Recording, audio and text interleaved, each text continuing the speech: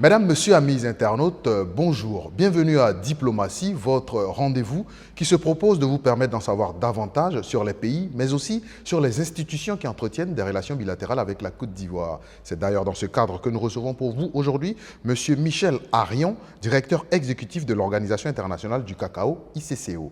Bonjour, Excellence. Bonjour, monsieur. Merci d'avoir accepté notre invitation. Merci.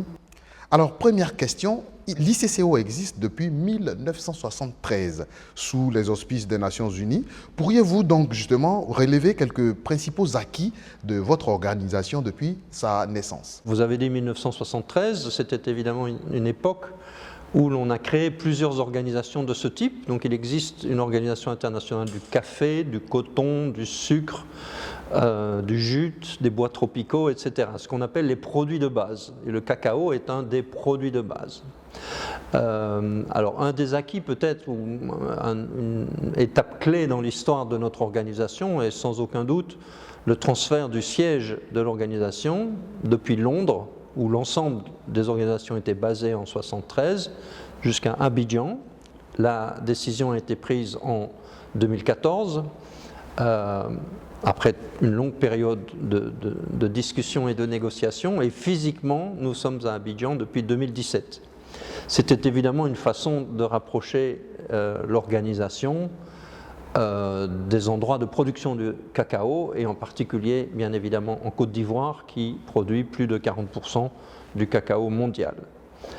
Un autre acquis, je dirais, de l'organisation est ce qui s'est passé précisément en 2012, à l'occasion de la première conférence mondiale sur le cacao, ici à Abidjan, où l'ensemble des participants de la filière, c'est-à-dire non seulement les gouvernements des pays producteurs et des pays exportateurs, mais aussi le secteur privé, les entreprises principales actives dans le cacao ou dans le chocolat. J'insiste, ce n'est pas la même chose le cacao que le chocolat. La société civile, aussi bien locale, régionale que internationale, se sont tous réunis et ont adopté ce qu'on appelle l'agenda global du cacao, où déjà en 2012, les questions fondamentales liées à la durabilité du cacao ont été abordées, discutées, et je dirais qu'on a adopté de manière consensuelle un agenda visant à améliorer la durabilité. Durabilité économique, notamment la question du revenu des producteurs, durabilité environnementale, la question de la déforestation et du changement climatique, la durabilité sociale, c'est-à-dire les salaires, mais aussi l'utilisation d'enfants dans les plantations. Donc l'ensemble de ces questions sont connues depuis bien longtemps, elles ont fait l'objet d'un papier consensuel, et maintenant, notre organisation a contribué à définir cet agenda, et maintenant nous aimerions bien contribuer à la mise en œuvre de cet agenda, ce qui est évidemment un grand défi. Alors de 1973 à 2017, pourquoi vous avez attendu si longtemps pour installer donc le siège de l'organisation dans le premier pays producteur de cacao? Je dirais qu'il y a eu une première vague de délocalisation ou de relocalisation plus exactement de ces organisations dans les pays de production. Donc au lieu de tout concentrer à Londres, on a décidé déjà à la fin des années 90, début de l'année 2000, à relocaliser les organisations. Le jute, par exemple, est parti au Bangladesh, le coton est parti aux États-Unis, le café est resté à Londres.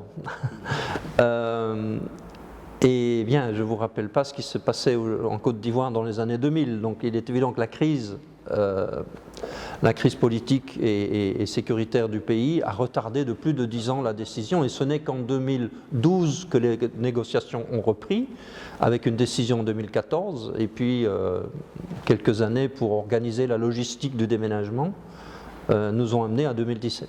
Justement, parlant de crise, nous avons connu ou nous connaissons donc la crise liée à la Covid. Quel impact donc cette crise a sur l'industrie du cacao? Je pense que j'aurai une réponse relativement équilibrée. Le cacao, au début, n'a pas trop souffert de la crise Covid. En tout cas, si on se remet au deuxième trimestre de 2020, il y a maintenant presque 2 ans, mars, avril, mai, juin, qui était vraiment le cœur de la crise dans les marchés de consommation, aux États-Unis et en Europe, qui sont les deux principaux marchés, mais nous étions en fin de campagne. Hein. Donc le cacao, la récolte 2020, l'année cacaoyère 19-20, n'a pas été affectée, du moins pas en Afrique de l'Ouest, par la crise Covid, mais déjà en mai, juin, juillet, les marchés de consommation ont été affectés, parce que, rappelez-vous, on a fermé les supermarchés, on a fermé les aéroports, ce sont les deux endroits où on achète le chocolat. Alors, comme les ventes de chocolat diminuaient, eh bien, les industriels de la transformation du cacao ont ralenti leur production, certaines usines ont même fortement réduit, sinon fermé leur production. Et donc, si vous voulez, il y a eu un effet en cascade. Donc, les effets se sont ressentis plutôt en 2021 sur le cacao. Un autre aspect, et ça c'est, je dirais, spécifique au cacao, lié à la consommation de chocolat. Maintenant, la crise Covid a entraîné, dans certains pays, des impacts très particuliers, notamment en Équateur, si vous vous souvenez, en 2020, on a même vu des plantations fermées à cause de la Covid. On n'a pas vu ça en Côte d'Ivoire, on n'a pas vu ça au Ghana, pour prendre les deux plus gros producteurs d'Afrique de l'Ouest. Mais un autre impact très important et qu'on ressent encore aujourd'hui est l'impact sur le fret maritime et les prix de transport de containers. Donc là, je dirais, et là, c'est paradoxalement, ce n'est pas le Covid, c'est la reprise après Covid qui fait qu'il y a une pénurie de containers, de conteneurs pour le commerce international et le prix du fret a triplé. Donc le marché du cacao et du chocolat ont été affectés, un peu décalés dans la durée, dans le moment auquel ils ont été affectés. Il n'y a pas de péril en la demeure. Il n'y a pas vraiment de péril en la demeure. Si on ne parle que du cacao en tant que tel, non. Alors, parlons d'actualité justement. Les parlementaires européens s'apprêteraient donc à voter une loi qui interdirait l'accès à l'espace européen de tous les produits issus de la déforestation, dont le cacao ivoirien notamment. Qu'en est-il réellement de l'avenir de ce produit dont la Côte d'Ivoire est le premier pays producteur? Bon, je pense qu'il faut remettre les choses dans leur contexte. D'abord, cette législation européenne est toujours à l'état de projet, mais il est quasiment certain qu'elle sera adoptée dans quelques mois. Elle est double, cette réglementation. Elle concerne aussi bien la déforestation que les droits de l'homme. Il y a une nouvelle réglementation qui vient d'être prise. Et elle aura sûrement un impact sur l'accès du cacao ivoirien, et non seulement ivoirien, mais tout le cacao du monde sera affecté par ces importations en Europe. Je dirais qu'il est probable aussi que d'autres pays vont s'aligner sur cette réglementation. On sait que les États-Unis étudient aussi une réglementation peut-être un peu plus spécifique liée au travail des enfants, mais d'autres pays consommateurs et importants dans le cacao, comme la Grande-Bretagne par exemple, où se trouve la bourse mondiale du cacao, c'est toujours à Londres, ou la Suisse, qui a une grande tradition de cacao et de chocolat, vont s'aligner également. Alors, en fait, ces réglementations ont été prises, je pense, parce que force a été de constater que, je vous ai parlé de l'agenda global de 2012, on n'a pas vu beaucoup de choses en réalité se passer dans le secteur pour véritablement répondre à ces défis environnementaux et sociaux que sont la déforestation et le travail des enfants. Et donc c'est un peu une réponse, puisque sur une base volontaire ou unilatérale, les acteurs de la filière ne se décident pas à traiter de ces questions, eh bien nous allons l'imposer, nous allons l'obliger. Moi, ce qui me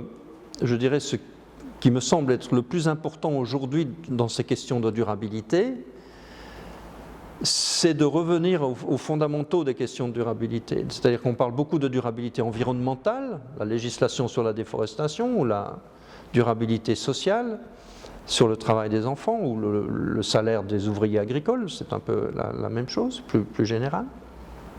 Mais on perd de vue l'élément fondamental, qui est à mon avis la durabilité économique et la rentabilité du cacao, qui, en fait, en tant qu'activité de production de fèves de cacao, n'est quasiment pas rentable, parce que les prix sont beaucoup trop bas. Et parce que les prix sont trop bas, on plonge les producteurs de cacao dans la pauvreté, ce qui, alors, a pour conséquence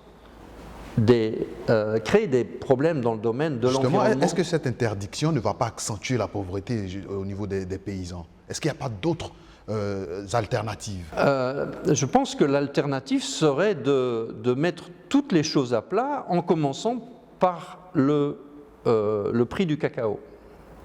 Je pense que si c'est interdit, enfin, ce n'est pas vraiment une interdiction, entendons-nous, c'est des obligations de démontrer que le cacao provient de zones qui n'ont pas été soumises à la déforestation ou des plantations dans lesquelles ne travaillent pas des enfants. Je pense que ce n'est quand même pas trop compliqué de pouvoir démontrer des choses comme ça. Et il y aura bien sûr, quand je dis ça, c'est facile à dire, j'en suis bien conscient, mais des systèmes de traçabilité sont déjà en place, il va falloir les améliorer. Des mesures sont prises par les gouvernements des pays producteurs. Je dirais qu'on va dans la bonne direction. Mais malheureusement, en allant dans cette bonne direction, on oublie ce qui, à mon avis, est le problème fondamental, c'est-à-dire les prix trop bas. Or, le prix... Qu'est-ce qu'il faut faire? Alors, ce qu'il faut faire, il y a plusieurs choses.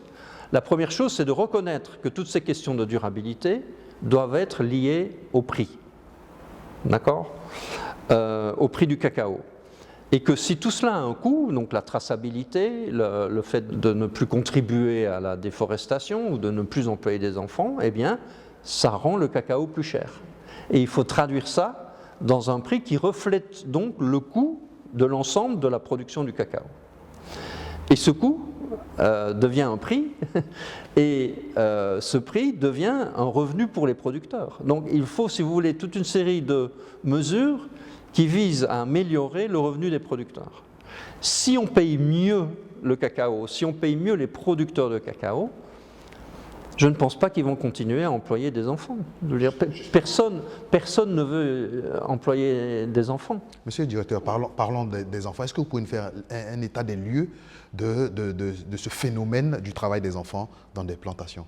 Un pays n'est pas l'autre. Donc, moi je dirais globalement, dans le secteur du cacao, bien sûr, les enfants y travaillent. Mais est-ce que ça veut dire que c'est véritablement par exemple, un abus des droits des enfants? Oui et non. Est-ce que c'est culturel aussi? Oui, il y a de ça. Oui, c'est culturel ou c'est un mécanisme d'intégration sociale. On a entendu ça. Ce qu'il est important de reconnaître, c'est qu'aucun enfant ne devrait être privé de son droit à l'éducation. Il faut que les enfants aillent à l'école. Peut-être qu'il faudrait ramener les écoles dans les plantations. Alors, mais vous avez parfaitement raison. Il y a un problème d'offre d'éducation. Il faut des écoles, il faut des enseignants dans les écoles. Et tout ça doit être placé dans un contexte plus global de pauvreté et de priorité pour un gouvernement de mettre les ressources limitées du gouvernement dans les dépenses sociales et d'éducation plutôt qu'ailleurs.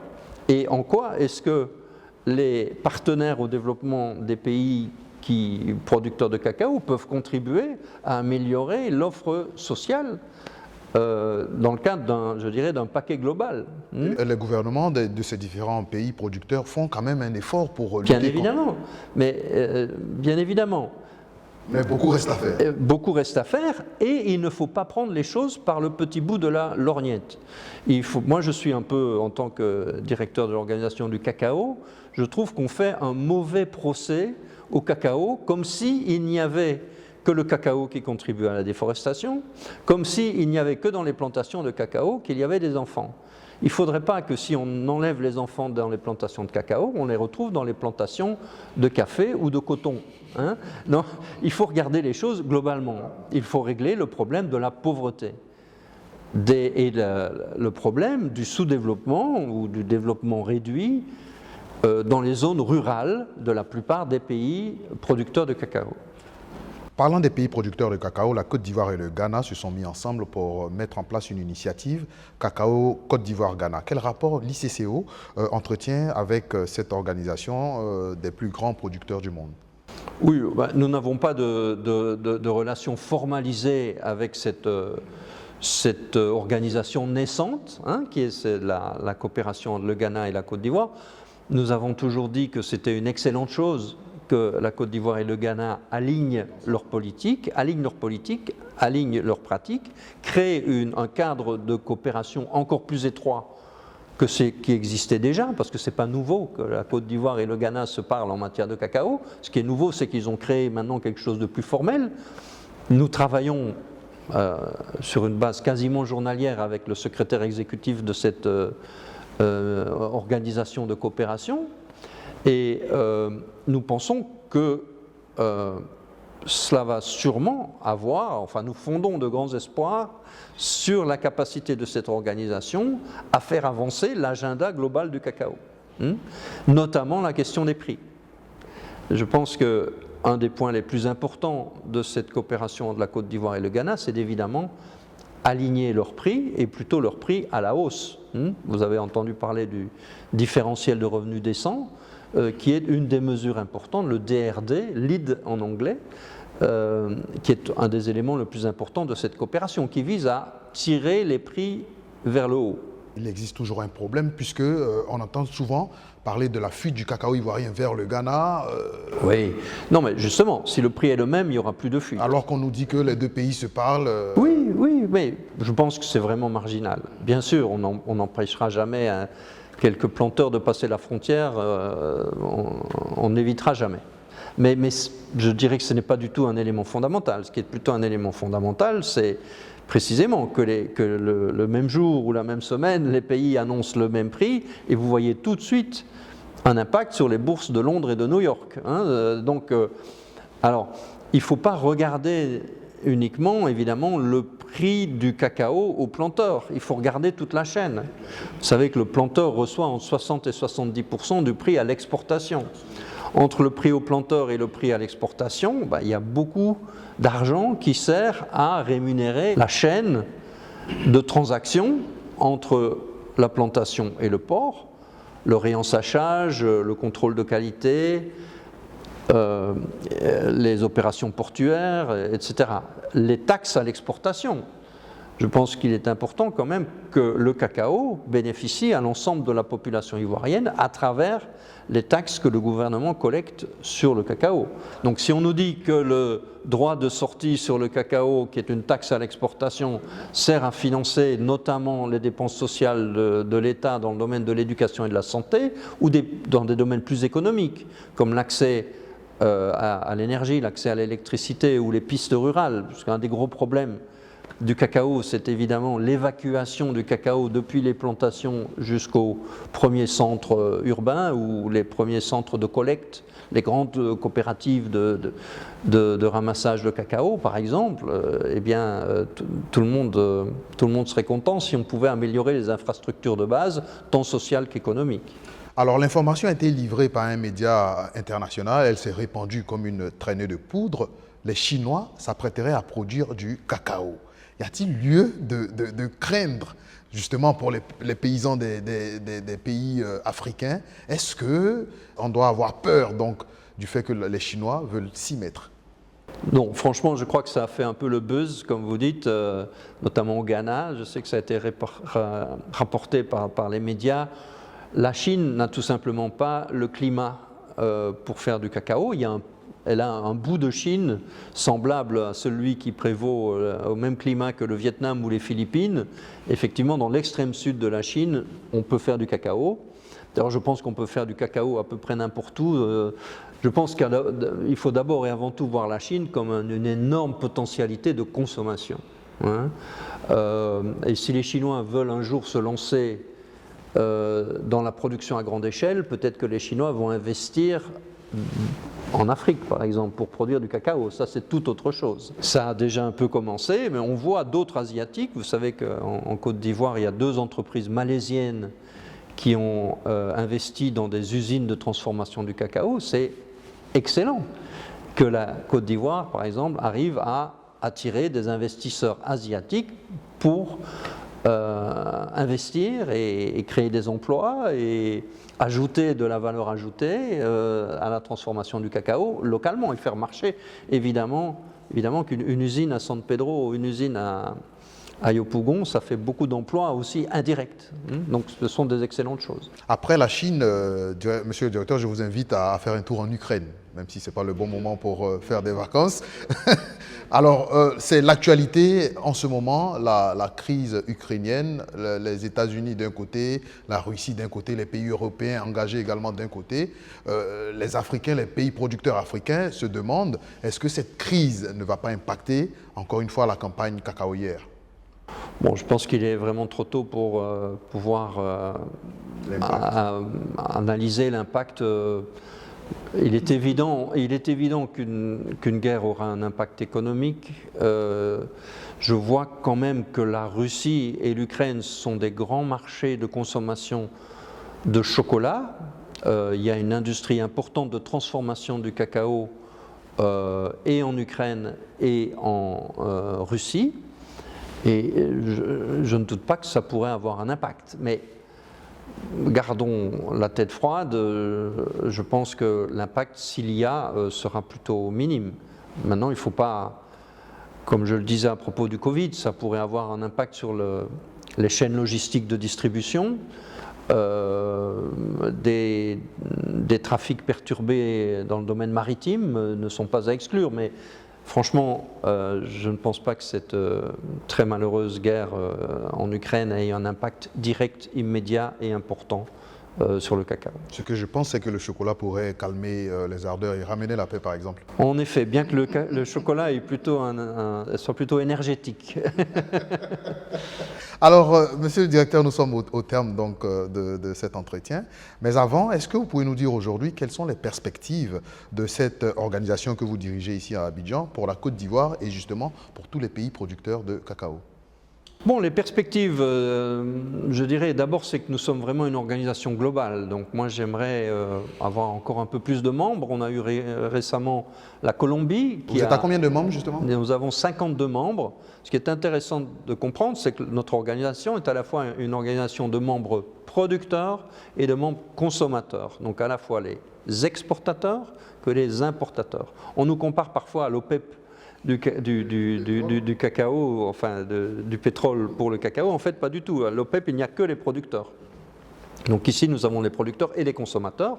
Nous avons l'Union européenne, c'est 27 États membres, la Suisse, la Russie, qui sont membres. Malheureusement, les États-Unis et le Japon ne sont pas membres. Voilà quelque chose de potentiellement important pour le développement de notre organisation. Je disais qu'on vient d'avoir la Colombie qui vient de nous rejoindre comme producteur. Donc, moi, ça fait partie de mes objectifs, d'être véritablement représentatif en tant qu'organisation. Et ça met un peu la Côte d'Ivoire au centre, je dirais, du commerce mondial du cacao. Je pense qu'un autre élément extrêmement important qu'il faut développer, j'ai parlé des 2 entreprises malaisiennes qui viennent d'investir, c'est de continuer les efforts en matière de transformation locale. Ça, c'est valable dans tous les pays producteurs. Il n'y a aujourd'hui que peut-être 25 ou 30% du cacao qui est transformé localement dans les pays de production. Je crois qu'on pourrait faire beaucoup plus dans d'autres pays. La Côte d'Ivoire a déjà atteint 30-35%. Son objectif à court terme est d'atteindre 50% et peut-être un jour même 100%. En tout cas, c'est un objectif aspirationnel, comme on dit, mais augmenter beaucoup plus la transformation locale, c'est possible dans d'autres pays, par exemple en Afrique, comme le Cameroun ou le Nigeria, pourraient certainement, et le Ghana bien sûr, pourraient augmenter leur transformation.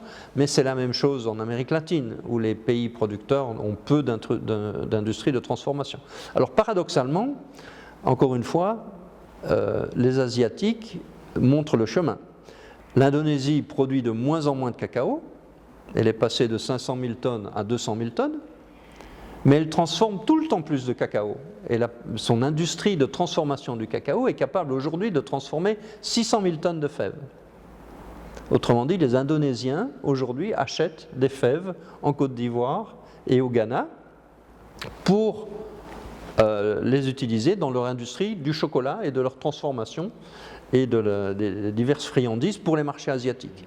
Moi, je crois que c'est là que se trouve l'avenir du cacao, c'est d'abord beaucoup plus de transformation dans des pays producteurs, mais aussi, en particulier, le marché asiatique. Nous avons des marchés aujourd'hui de consommation saturés.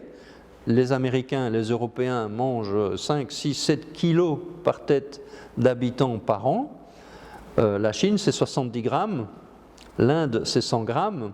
Donc vous voyez immédiatement, si les Chinois et les Indiens voulaient bien consommer un petit peu plus de chocolat, ça résoudrait tous les problèmes de la filière cacao. Nous ne serions plus en excédent, nous serions en pénurie de cacao, et donc ça boosterait les prix. Et nous revenons au premier point que nous avons discuté, c'est la question des prix qui me semble être absolument cruciale et qui doit être vraiment l'objectif prioritaire de tout le monde dans notre organisation. On partage cet espoir avec vous, monsieur le Merci. directeur. Mesdames, Messieurs, amis internautes, nous avons eu beaucoup de plaisir à recevoir pour vous monsieur Michel Arion, directeur exécutif de l'Organisation internationale du cacao, ICCO. Avec lui, nous avons fait le bilan donc, de cette organisation qui existe depuis 1973 et également nous avons parlé des perspectives et de l'actualité en ce moment dans le monde. Merci de nous avoir suivis et à très bientôt.